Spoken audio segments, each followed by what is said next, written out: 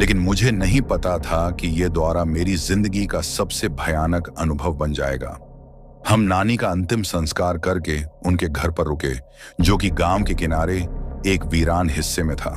चारों तरफ झाड़ियां और पुराने पीपल के पेड़, हवाओं में अजीब सन्नाटा, और रात होते ही तो एकदम अलग दुनिया लगती थी। गांव के लोग कहते थे कि इस घर के पास जो सूखा कुआं है वो शापित है, वहां शाम ढलने के बाद कोई नहीं जाता। मैंने भी सोचा कि यह सब अंधविश्वास है, लेकिन दूसरी ही रात जब मेरी नींद अचानक टूटी तो मुझे लगा जैसे कोई मुझे ताक रहा है। खिड़की से देखा तो कुएं के पास एक सफेद साड़ी में औरत खड़ी थी, जो बिना हिले टकटकी लगाकर घर की तरफ देख रही थी। उसकी आंखें बिल्कुल लाल थीं और शरीर एकदम बेजान। मैं सिहर गया, लेकिन खुद को समझाया कि शायद कोई गांव की औरत होगी। सुबह जब गांव के पुजारी से इसका जिक्र किया तो उन्होंने बहुत ही गंभीर स्वर में कहा, वो यहां की नहीं है बेटा, वो तो पिछले 70 साल से कुएं के पास ही है। मैं चौंक गया। उन्होंने बताया कि सालों पहले एक लड़की माया उसी कुएं में कूद कर मरी थी, और तब से वहां अजीब घटनाएं होती रहती हैं। मैं जितना जानना चाहता उतना ही गांव वाले खामोश हो जाते।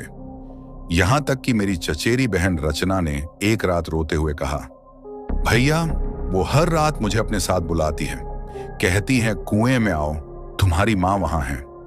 जबकि उसकी मां तो जिंदा थी। तब समझ आया कि माया की आत्मा घर के बच्चों को अपने वश में कर रही थी। अगले ही दिन रचना गायब हो गई।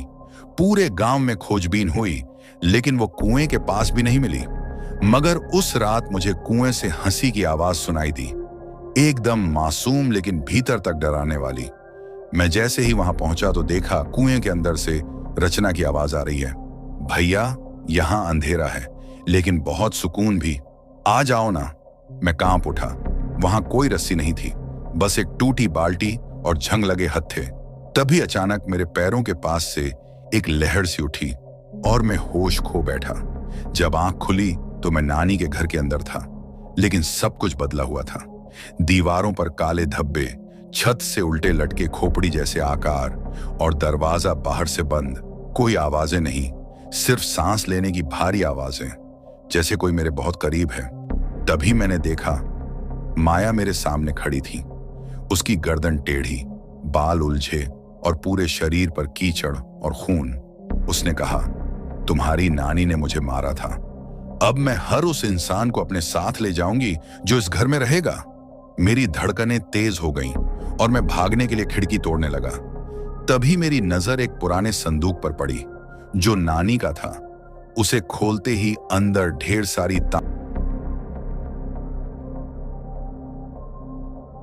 तांत्रिक वस्तुएं थीं। नींबू, काली मिर्च, राख, लाल धागे और एक लकड़ी की मूर्ति जिसमें माया की शक्ल जली हुई थी। मुझे समझ आया कि नानी ने कभी माया की आत्मा को बांधने की कोशिश की थी, लेकिन अब उसकी मौत के बाद वो आत्मा आजाद हो चुकी थी। मैं मूर्ति लेकर भागा और गांव के मंदिर गया। वहां के पुजारी ने कहा कि एक ही रास्ता है, उस मूर्ति को उसी कुएं में फेंक दो जहां से सब शुरू हुआ। रात को अकेले मैंने वहीं किया। जैसे ही मूर्ति कुएं में गिरी, एक जोर की चीख आई और पूरा कुआं हिलने लगा। ऐसा लगा जैसे जमीन कांप रही हो। तभी एक साया मेरे पीछे से लिपटा और मेरी गर्दन पर सर्द सांसें महसूस हुईं। मैं चिल्लाया, लेकिन आवाज बाहर नहीं निकली। अगले दिन मेरी आंख अस्पताल में खुली। डॉक्टर ने बताया कि मैं कुएं के पास बेहोश मिला था, लेकिन जब मैं गांव वापस गया तो सब कुछ बदल चुका था। नानी का घर अब खंडहर था। गांव के लोग मुझे पहचानते नहीं थे। रचना जैसी कोई लड़की वहां कभी रही ही नहीं, और माया नाम सुनते ही लोग डरकर पीछे हट जाते थे। अब मैं शहर में हूं, लेकिन हर रात ठीक 3 बजे मेरे सपनों में वही कुआं आता है और उसकी गहराई से माया की आवाज गूंजती है, अब तो मेरा हिस्सा हो। रचना भी यही कहती थी। और अब जब मैं ये कहानी लिख रहा हूं तो दीवार पर किसी ने खून से लिखा है, तुमने मुझे जलाया था, अब मैं तुम्हें बुझाऊंगी।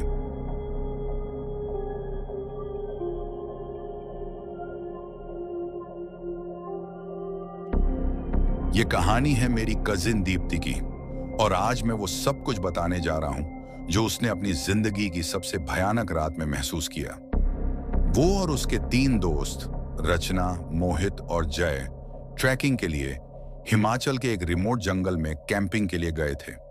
जगह का नाम था घोराधार, एक वीरान घाटी जिसके बारे में कहा जाता है कि वहां कभी एक पूरा गांव था जो एक रात अचानक गायब हो गया था। लेकिन दीप्ति और उसके दोस्तों को इन बातों पर यकीन नहीं था और उन्होंने मजाक उड़ाते हुए कहा, अरे कुछ भी बोलते हैं लोग, चलो एडवेंचर करते हैं। शाम को उन्होंने जंगल के बीचों बीच टेंट लगाए।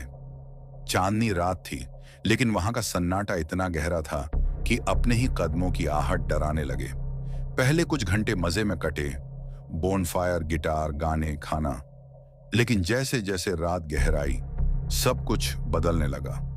पहले मोहित ने कहा कि उसे पेड़ों के बीच किसी और के चलने की आवाज आ रही है, लेकिन जब सबने सुना तो सिर्फ हवा की सरसराहट थी। तभी अचानक दीप्ति ने देखा कि एक पेड़ के पीछे से एक औरत झांक रही है, सिर झुका हुआ, बाल बिल्कुल बिखरे और चेहरे पर कोई आंख नहीं, सिर्फ गड्ढे। वो डर के मारे कुछ बोल ही नहीं पाई और तब जय बोला, किसी ने मेरी गर्दन पर हाथ रखा। सबने टॉर्च निकाली, चारों ओर देखा, लेकिन वहां कोई नहीं था। तभी रचना जोर से चीखी, टेंट के पास कोई बैठा है। और जब सब दौड़कर गए, वहां की मिट्टी में गीले पैरों के निशान थे, जैसे कोई उल्टा चलकर गया हो। अब डर बढ़ चुका था। उन्होंने टेंट में बंद होने का फैसला किया, लेकिन आधी रात को दीप्ति की नींद खुली। उसे ऐसा लगा जैसे कोई उसके कान के पास फुसफुसा रहा हो, एक धीमी भारी आवाज में, तुम्हें नहीं बचना था। उसने टॉर्च जलाई और देखा कि टेंट के अंदर एक अतिरिक्त परछाई है। वो न तो मोहित थी, न जय, न रचना।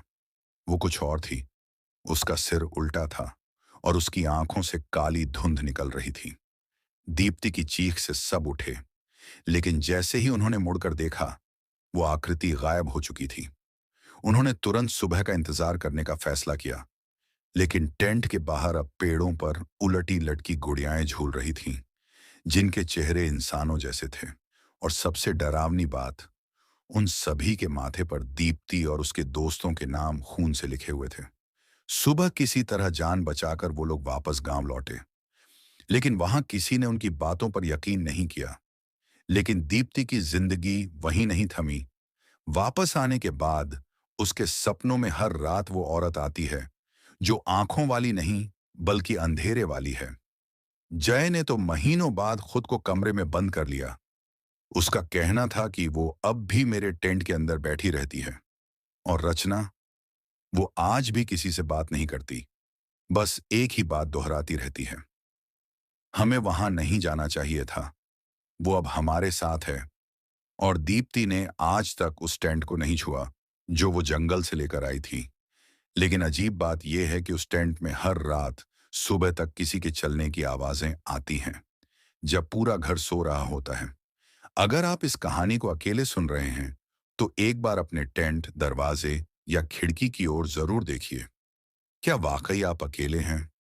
ओ नो फायर।